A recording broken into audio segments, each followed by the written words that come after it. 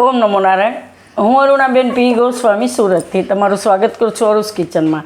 તો આજે આપણે બનાવશું સેન્ડવિચ. તો સેન્ડવિચ આપણે ઘણી જાતની બનાવી, તો આજે થોડીક અલગ બનાવશું બટેટા વગરની એમ. તો એના હારું આપણે આ બ્રેડ લીધી છે સેન્ડવિચ માટેની, અને 2 મોટા ટમેટા આ રીતે સુધારીને લીધા છે. થોડાક આપણે લીલા વટાણા લીધા છે, અને ડુંગળી લીધી 3 થી 4, લીલા મરચાં થોડાક, અને 2 આપણે ચીઝ લીધી છે, થોડુંક માખણ વઘાર માટે, ને મીઠું જોહે સ્વાદ પ્રમાણે. થોડાક આપણે લીધા છે બ્લેક પેપર, કાળા મરીનો પાવડર, આદું છીણેલું અને લસણ, એ તમે તમારા ટેસ્ટના હિસાબે નાખી શકો. થોડુંક ચીલી ફ્લેક્સ, અને આ આપણે જે પીઝા ઉપર નાખવાનું આવે એ લીધી છે. આપણે ઓરેગાનો તમે લઈ શકો એમ. તો બસ આટલી વસ્તુ જોહે, અને તેલ આપણે બ્રેડમાં લગાવવા જોહે બસ. તો હવે આપણે વઘાર કરી લેવું. તો દીદી આપણે નીચે ઉતરશું. તો એમ થોડી હાલે કંઈ, જ્યાં મમ્મા બોલાવે લે. તો આ કઢાઈ લીધી છે, ગેસ ચાલુ કરશું, અને એમાં આપણે માખણ નાખી દઉં. તો માખણને આપણે થોડુંક ગરમ થવા દઉં.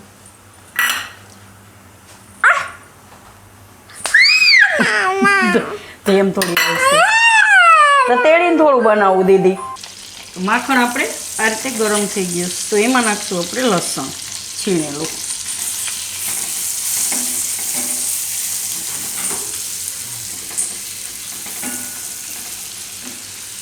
થોડીક વાર આમાં ફેરવી લેવાનું. અને મરચાં, તો મરચાં તમે તમારા હિસાબે નાખી શકો એમ. આ બહુ તીખા નથી, મીડિયમ છે એટલે. અને તમારે ઝીણા કાપવા હોય તો એ રીતે નાખી શકો.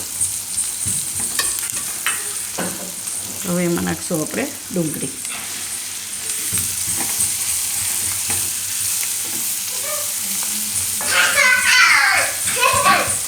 તો ડુંગળી થોડીક વાર પાકવા દેવું. હા બે. તો થોડીક વાર ડુંગળીને આમાં પાકવા દેવું. અને વટાણા છે તો એને આપણે થોડા બાફી લેવું.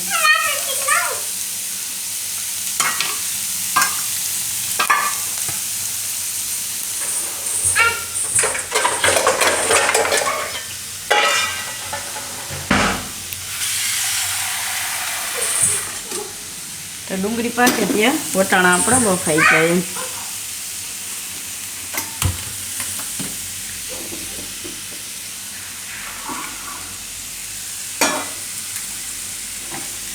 એકદમ ગળી જાય એવી ડુંગળી આપણે કરવાની છે. થોડીક વાર ડુંગળીને પકાવીને પછી એમાં આપણે નાખશું બીજા મસાલા. તો ડુંગળી આપણે થોડીક વાર પકાવી લીધી. હવે એમાં નાખી દઉં આપણે આદું.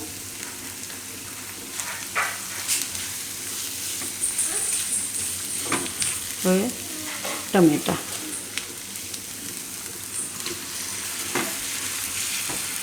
તો ટમેટાને અહીં આપણે થોડીક વાર પાકવા દઈશું. ગેસ ફૂલ જ રાખશું.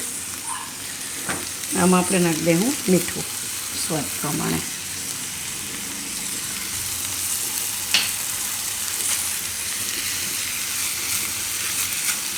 આને થોડીક વાર પાકવા દઈશું. ટમેટા એકદમ સરસ પાકી જાય ત્યાં સુધી.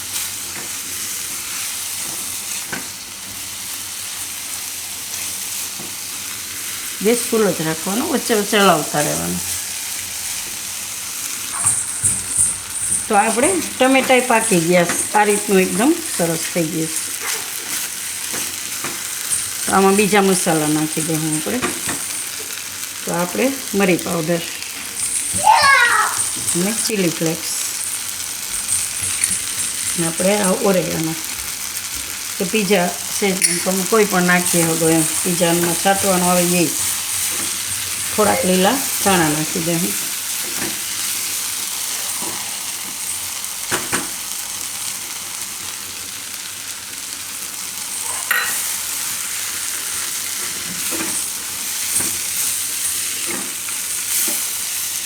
અને આપણે વટાણા બફાઈ ગયા, તો ગેસ બંધ કરી દેવું. વટાણાને કાઢી લેવું આપણે.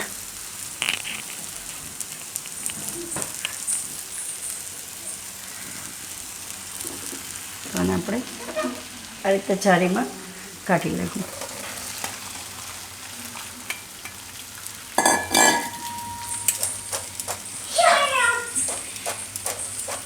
વટાણા આપણે એમાં નાખી દઈશું અને મિક્સ કરી નાખીશું.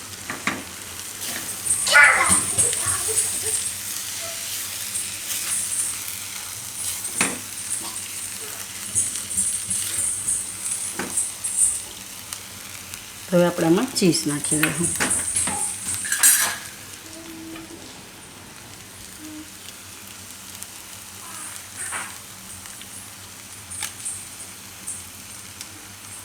આમાં ગરમ ગરમમાં એકદમ ચીઝ મિક્સ થઈ જાય.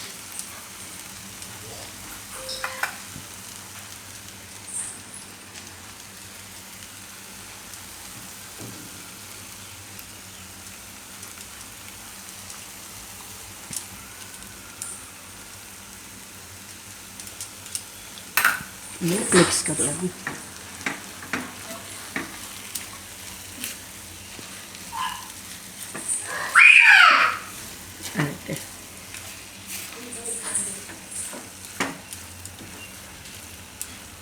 બહુ મસ્ત ટેસ્ટ આવે છે એકદમ. ચીઝ તમે તમારા હિસાબે નાખી શકો. હવે આને આપણે બીજા વાસણમાં કાઢી લઈશું, નીચે ઉતારી ઠંડુ કરી લેવું. અને આપણે આ મસાલો આપણે ઠંડો થઈ ગયો છે આ રીતે એકદમ. તો આ બ્રેડમાં ભરી લેવું. તો આ રીતે આપણે 2 બ્રેડ લઈ અને એમાં આપણે આ મસાલો રાખી દેવું.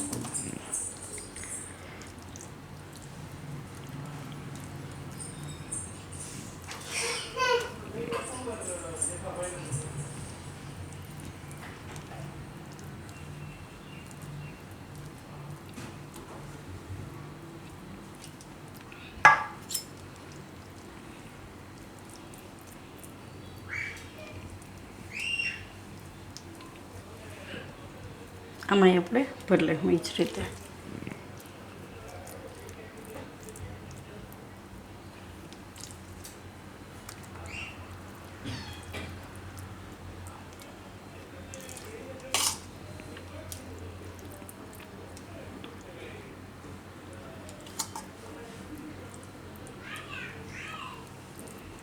આની ઉપર બીજી બ્રેડ રાખી દઈશું આ રીતે.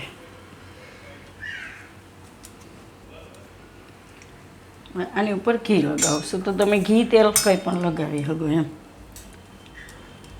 તો ઘીથી થોડુંક સરસ કડક થાય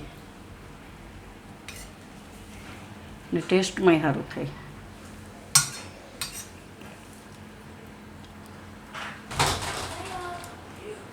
આ રીતે હવે આને આપણે મૂકશું અંદર સેન્ડવિચના મશીનમાં.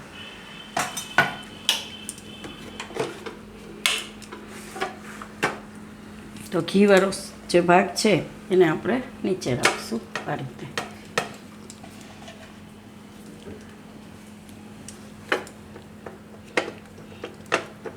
અને આની ઉપર થોડુંક ઘી લગાવી લો બીજી બ્રેડમાં.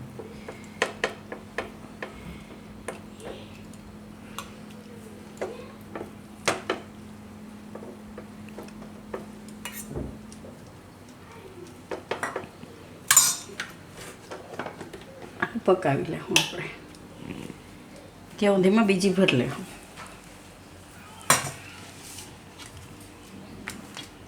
તો આને આપણે હવે ખોલીને જોઈ લેવું. તો આમાં લીલી લાઈટ થઈ ગઈ છે એકદમ સરસ આ રીતની પાકી ગઈ છે. તો આને આપણે કાઢી લેવું બહાર.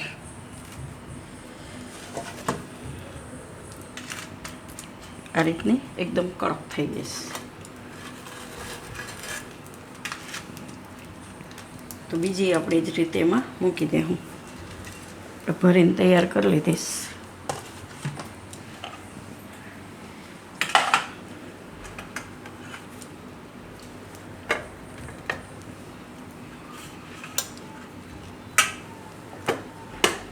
આની ઉપર થોડુંક ઘી લગાવી લેવું.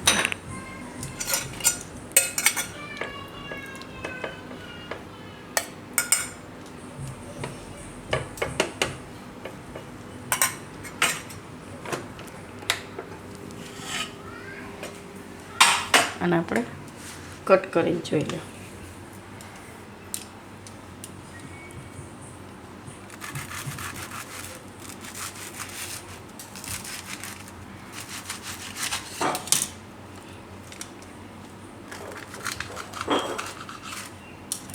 એકદમ સરસ, એકદમ એકદમ કડક થઈને ખાવામાં સરસ ટેસ્ટી લાગશે.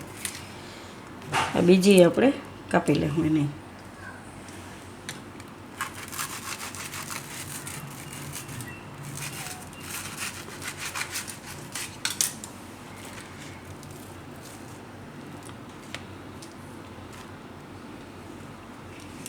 તો તૈયાર છે આપણી સેન્ડવિચ. તો જો તમને મારી આ રેસીપી પસંદ આવી હોય તો એને લાઇક કરજો, શેર કરજો અને મારી ચેનલને સબસ્ક્રાઈબ કરજો અને બેલ આઇકન દબાવવાનું ના ભૂલતા. કમેન્ટ કરીને કહેજો કે તમને કેવી લાગી આ સેન્ડવિચ.